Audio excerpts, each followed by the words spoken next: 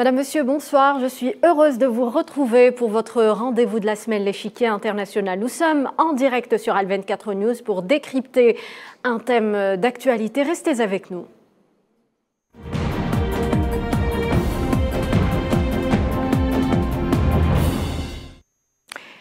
Et ce soir, je vous propose de jeter un regard sur le Qatar au moment où les yeux du monde sont rivés sur le mondial 2022 qu'abrite le pays. On va tenter, à travers ce rendez-vous planétaire, de brosser le portrait success story du Qatar. Ce rendez-vous, il faut le reconnaître, le premier mondial organisé dans un pays arabe et musulman. On l'a d'ailleurs vu hier lors de la cérémonie d'ouverture de cette 22e Coupe du Monde.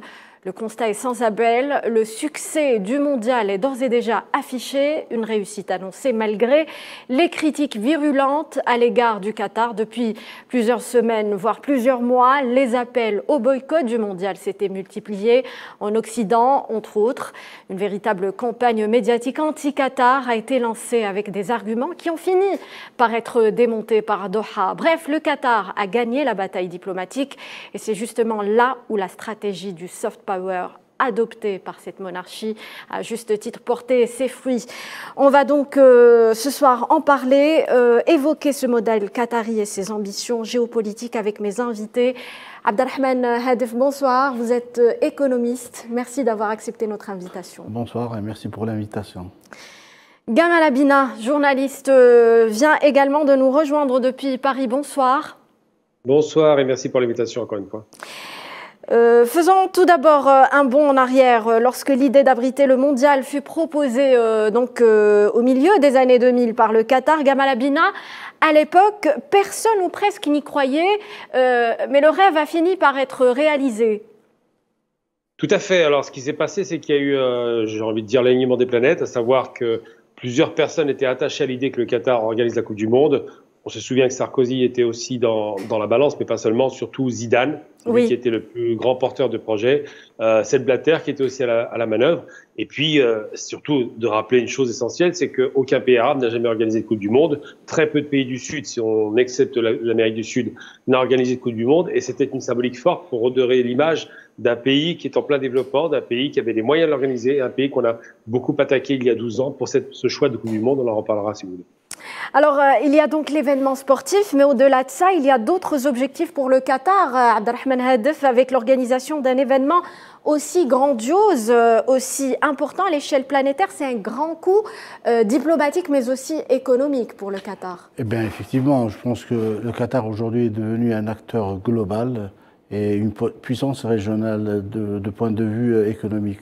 Et à travers cet événement, cette Coupe du Monde, le Qatar se positionne de façon indétrônable sur cet échiquier international qui est les puissances économiques mondiales. Et là, c'est une excellente opération réalisée par le Qatar, mais il faut reconnaître que c'est un travail de plusieurs années, un travail très pertinent. Dans le fond, il y avait beaucoup de choses qui ont été réalisées. Il y avait une vision et là, aujourd'hui, le Qatar est en train de cueillir les fruits de ce travail, de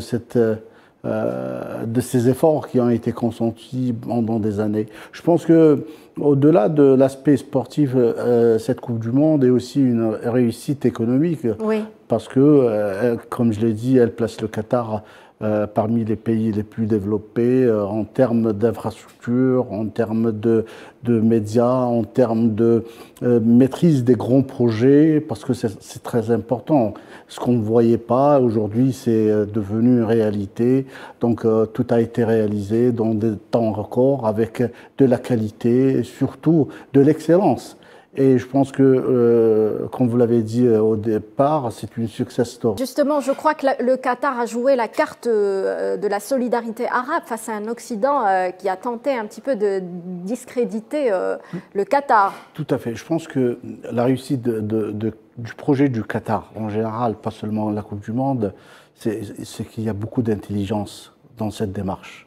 Donc ils ont su activer les leviers qui devaient activer. Donc ils ont pu activer la fibre arabe, ils ont pu aussi utiliser le levier des médias, parce qu'ils sont très présents sur les médias, le sport, et les finances. Donc, oui. Tous ces leviers-là ont été utilisés à bon escient et ils ont pu, à travers une stratégie quand même assez intelligente, parce que là, la réussite vient de cette intelligence. Le réformateur du Qatar, Tamim, Cheikh Tamim, a su mobiliser les ressources et surtout de l'intelligence pour pouvoir réaliser ce projet-là et surtout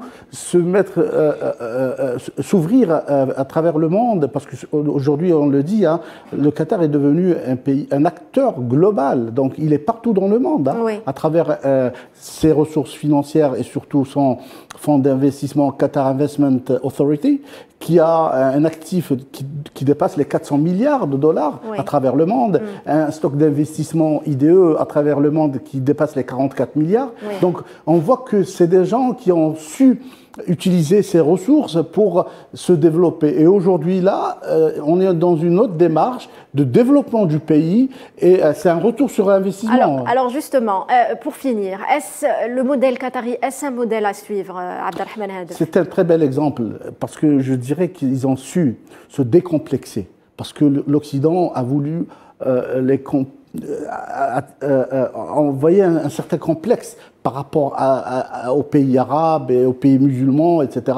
Ils ont su sortir de ce piège-là. C'est un modèle, effectivement, c'est un modèle de réussite parce qu'il a été construit sur une vision réaliste et une vision très pragmatique. Aujourd'hui, je pense que des pays comme l'Algérie peut construire cet élan de développement, cette transformation oui. Du pays sur une vision pareille. Et je rejoins parfaitement votre invité lorsqu'il dit que c'est une fierté. Le président de la République l'a dit. Oui. C'est une fierté pour le Qatar, pour nous et pour tous les pays arabes. Gamal Abina, dernier mot sur le modèle qatari. Est-ce qu'on peut s'y inspirer ? Oui, on peut s'en inspirer. C'est un pays, n'oublions jamais, un peu comme l'Algérie d'ailleurs, c'est un pays qui est très jeune. Il n'a été libéré qu'en 71. C'est un pays qui s'est réformé par l'impulsion de 2 hommes, effectivement, et qui ont su montrer qu'on pouvait, ancienne colonisation anglaise, qu'ils pouvaient tout en cultivant. Et cette tradition qatari est belle, on le sait, au Moyen-Orient, on est en demeurant, et on peut très bien s'inspirer de ce Ils ont compris qu'ils pouvaient faire un fonds effectivement d'investissement pour le coup et facilement tout en faisant un retour. Un petit problème de liaison. Merci Gamal Abina pour cet éclairage. Merci Abdelrahman Hadef d'avoir accepté notre invitation, de nous avoir éclairé sur ce sujet. Merci chers téléspectateurs de nous avoir suivis, d'avoir suivi cette émission de l'Échiquier International. Restez sur Al 24 News. Très bonne soirée.